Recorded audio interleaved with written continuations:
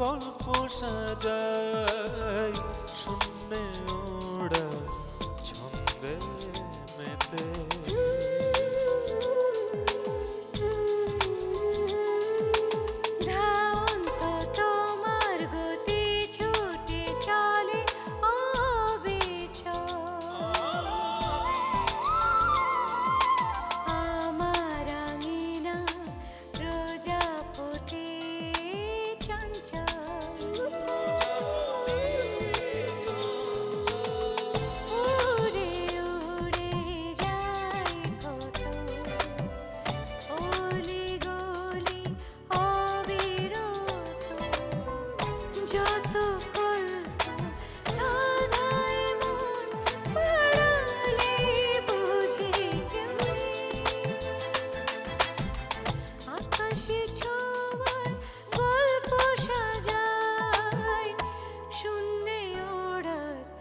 ছন্দে মেতে।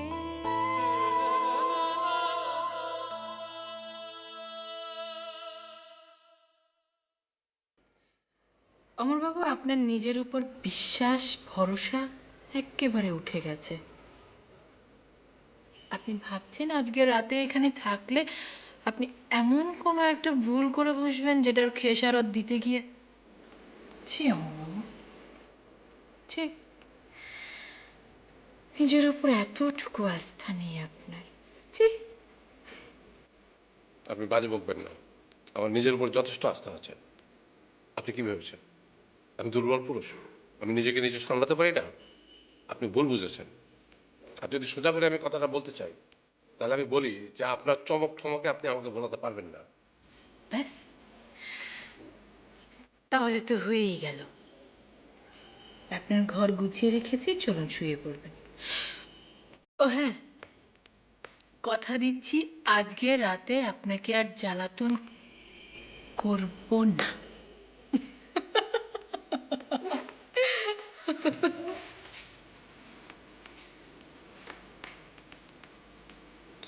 হ্যালো, দিন ফোন দিন।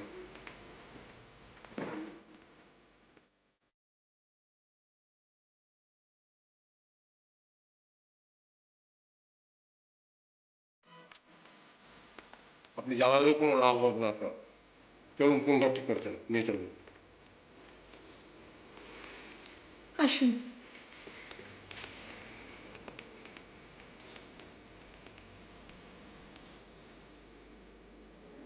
বৌমা, ও বৌমা,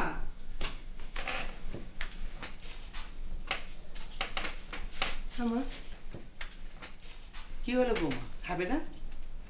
খাবো মা। খাবো খাবো করছো তো সেই কখন থেকে, রাত পেরিয়ে মাঝরাত এসে গেল, এখনো তো খাচ্ছ না। চলো খাবে, চলো। একদিন না খেলে কি হয় মা? খাবে না কেন? অমরের চিন্তায়? অমর আমার ছেলে হতে পারে, কিন্তু ও পুরুষ মানুষ। দেখো গিয়ে, ভরপেট মাছ ভাত খেয়ে পান চিবোতে চিবোতে দিব্যি ঘুমাচ্ছে, আর তুমি তার দুশ্চিন্তায় উপোস করছো। সেটাই তো চেষ্টা করছি মা, কিন্তু মাথা থেকে কিছুতেই চিন্তাগুলো বের হচ্ছে না। বারবার ঘুরে ফিরে ওই একই চিন্তা আসছে।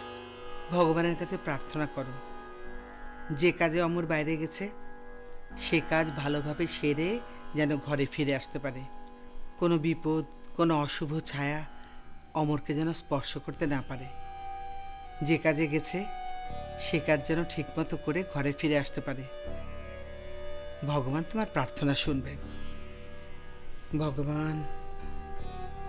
এসো বৌমা, খেতে এসো।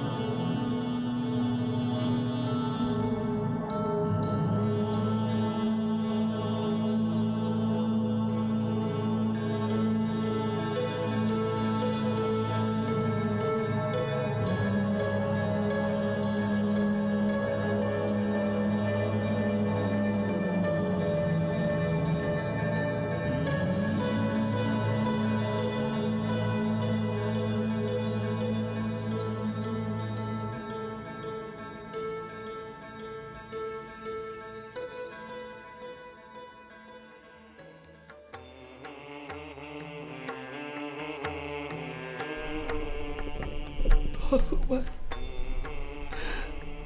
আমার স্বামীকে তুমি রক্ষা করো সব অশুভ ছায়া থেকে, মায়া থেকে। আমার স্বামীকে তুমি রক্ষা করো ভগবান।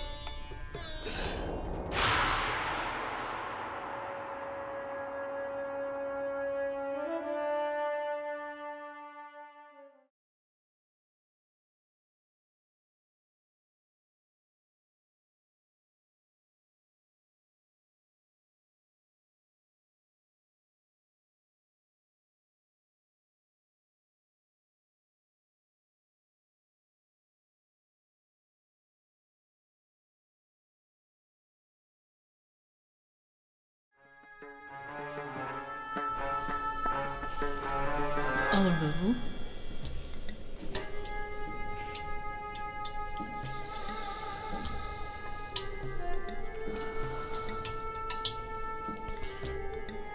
অমরবাবু শুনছেন? শুনছেন?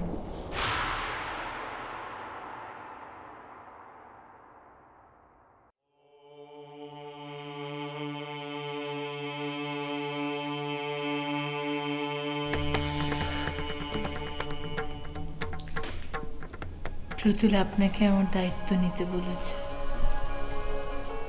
প্রতুল বলেছে, কিন্তু আপনার কি মত?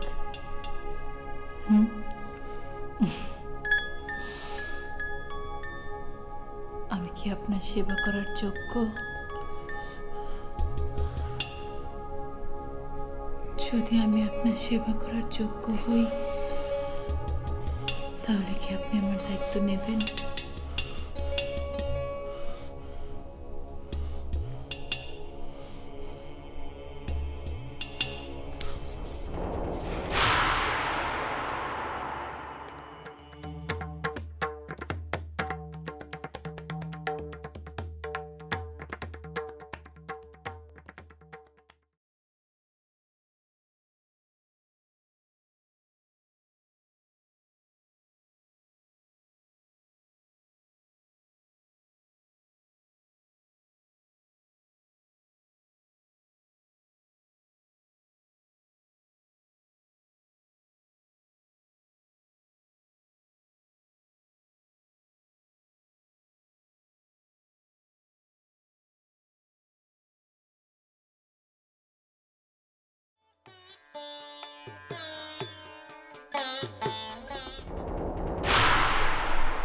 আমার দায়িত্ব নিবে অমরবাবু?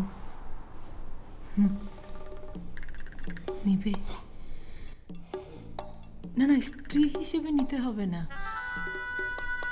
প্রতুল যেভাবে রেখেছিল সেভাবে।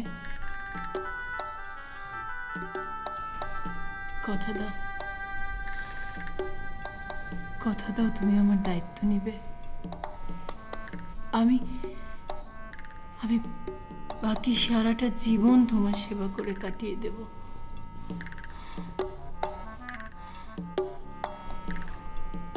আমার মতো একটা মেয়ের এই সমাজে একা একা থাকা যে কি বিপজ্জনক, সেটা সেটা আমি তোমাকে কি করে বোঝাবো? কি করে বোঝাবো আমি জানি না। আমার প্রভু অমর, সারা জীবন তোমার পায়ের তলায় থাকবো। তুমি যদি আমার দায়িত্ব নাও, তাহলে তোমার এভাবে লুকিয়ে লুকিয়ে আমাকে দেখতে হবে না, একদম কাছে থেকে দেখতে পাবে।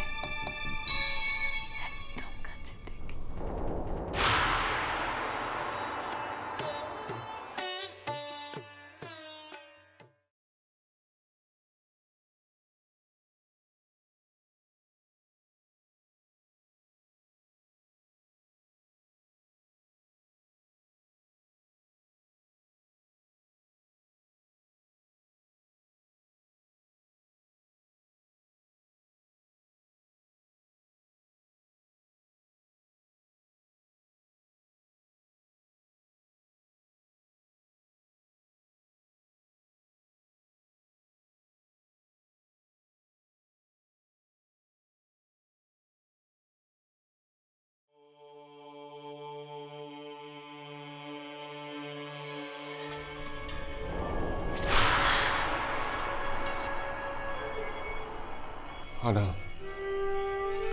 তোমার দায়িত্ব আমি নিলাম।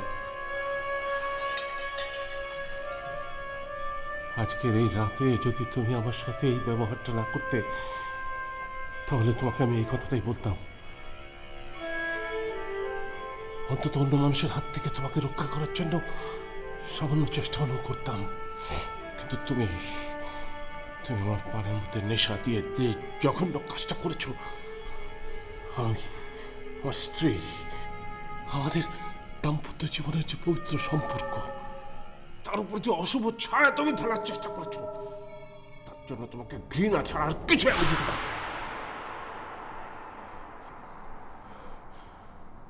না।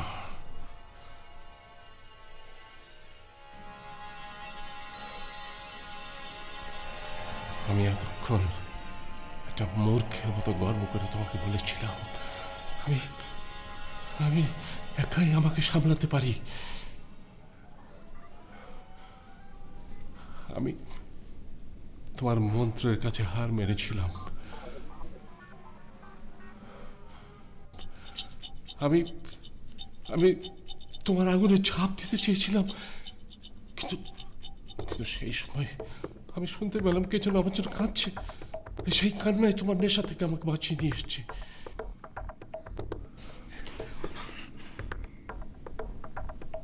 এখন আমি গর্ব করে বলতে পারি,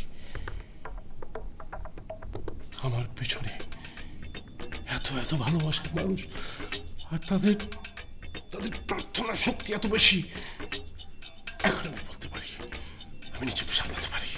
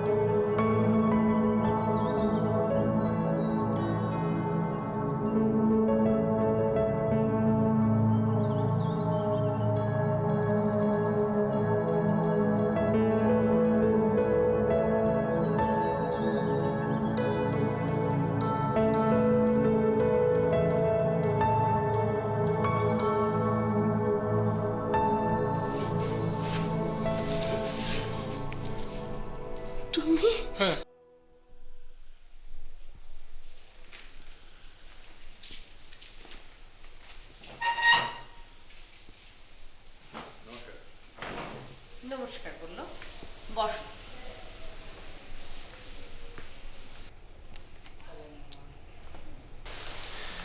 কেমন আছো রূপা? আপনার আশীর্বাদ।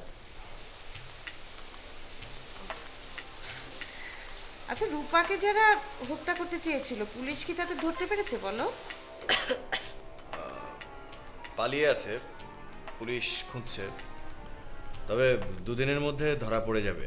ভালো, বেশ ভালো খবর। তাহলে তোমরা বিশ্বাস করছো যে ধরা পড়বেই, তাহলে ধর্মঘটটা তুলে নাও না কেন? কেমন করে ম্যাডাম? আমাদের দাবি তো দুটো, এক হত্যার চেষ্টাকারীদের শাস্তি, আর আরেকটা হচ্ছে হোস্টেল সুপারভাইজার, মানে আপনার পদত্যাগ। কিন্তু আপনি যেভাবে আসন গেড়ে বসে আছেন, পদত্যাগের তো কোনো নমুনাই দেখতে পাচ্ছি না। ধর্মঘট উঠাবো কি করে? আমি তো পদত্যাগ করবো না রূপা। খামাখা আঁকড়ে ধরে বসে থেকে লাভ কি? মানে আমাদের আন্দোলনের দাবিতে কলেজ কর্তৃপক্ষ তো আপনাকে সরিয়ে দেবেই। তাই বলছিলাম কি, নিজে থেকে সরে গেলে মান সম্মানটা একটু রক্ষা পেত না? আমি সরে দাঁড়াবো কেন, তোমরা একটু আমাকে বুঝিয়ে বলবে দুজন? বারে আপনার হোস্টেলে আপনার মদতে বহিরাগত পুরুষেরা এসে মেয়েদের হোস্টেলে মেয়েদের লাঞ্ছিত করে যায়। আর আপনি বলছেন কেন পদত্যাগ করবেন, বুঝতে পারছেন না?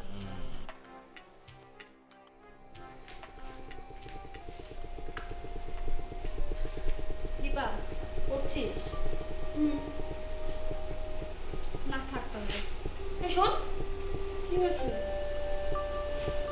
না রে, ভালো লাগছিল না, তাই ভাবলাম তোর সাথে এসে গল্প করি। শিলাদি যে কবে আসবে, ওকে ছাড়া না আমার গল্পই জমে না। এই, এখন কি গল্প করার সময় না পড়ার সময়? এখন পড়ার সময়, কিন্তু এই হোস্টেলে না, কলেজে যেয়ে পড়ার সময়। আর আমাদের কপালে কি কলেজ আছে? ধর্মঘটের জন্য তো কলেজ বন্ধই হয়ে থাকে। ধর্মঘট মনে হয় 2-1 দিনের ভিতরে উঠে যাবে। তুই কি করে বুঝলি? গতকাল রাতে বর্দির সাথে কথা হচ্ছিল, তখনই মনে হলো। রূপা, রূপা, তোমার এই নাটক খেলা শেষ। কুসুম নিজের স্বীকারোক্তি দিয়েছে যে ওই তোমাকে মেরেছে, এবং মারার আগে কি কি ঘটনা হয়েছে সেটাও স্বীকারোক্তিতে বলেছে। আর তুমি বোধহয় জানো না যে ওর বাবা একজন উচ্চপদস্থ কর্মকর্তা। ওর বাবার সামনেই না ও সমস্ত স্বীকারোক্তি দিয়েছে।